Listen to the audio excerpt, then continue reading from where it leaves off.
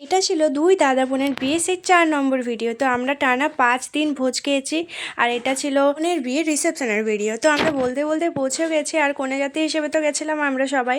আর এখানে প্যান্ডেলটা খুব সুন্দর হয়েছে, তো একটু দেখিয়ে দিলাম। তো তারপর আর কি সবাই বোনের সাথে একটু দেখা করছিল, ওইখানে উপরে চলে গেছিলো। আর ওইখানে বোনের বর ছিল, আর এইখানে বোনের এই যে বৌদি, যার সাথে বিয়ে হয়েছিল, বললাম দুই দাদা বোনের বিয়ে। তো তারপর আর কি আমরা একটু খেয়ে নিলাম স্টলে, কী কী খেয়েছি দেখতেই পেলে। তারপর টিফিন দিয়ে একটু বোনের সাথে ফটো তুলে নিলাম। তারপর খেয়ে নিলাম জুস, তারপর চা। তো খেতেই আছি আমরা, আরও ছিল স্টলে, তো আমরা সে আর কিছু খাইনি, যেটা খেয়েছি অনেক খেয়ে নিয়েছিলাম। তো আর কি মিষ্টি আর কিছু ছিল হয়তো, মানে জিলাপি মিষ্টি এইসব কিছু, তো ওইসব মিষ্টি জিনিস খাইনি। তো তারপর এখানে নাচানাচি করছিল, একটু সানাইয়ের সুরে নাচছিল, বর বউ মিলে নাচতে শুরু করে দিয়েছে। তো খুব সুন্দর লাগছিল ওদেরকে দেখতে।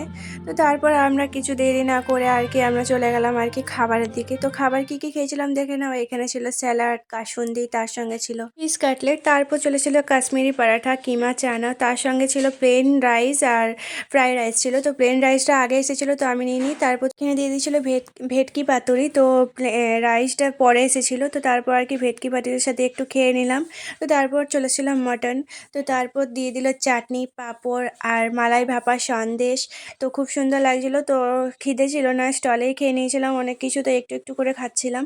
আর এখানে ছিল রসমালাই, আর শেষে ছিল পান আর আইসক্রিম। আর শেষ হওয়ার পরে অনেক রাত হয়ে গেছিলো, তো একটু চলে গেলাম বোনের বাড়ি দেখতে, কারণ লজে হয়েছিল বিয়েটা।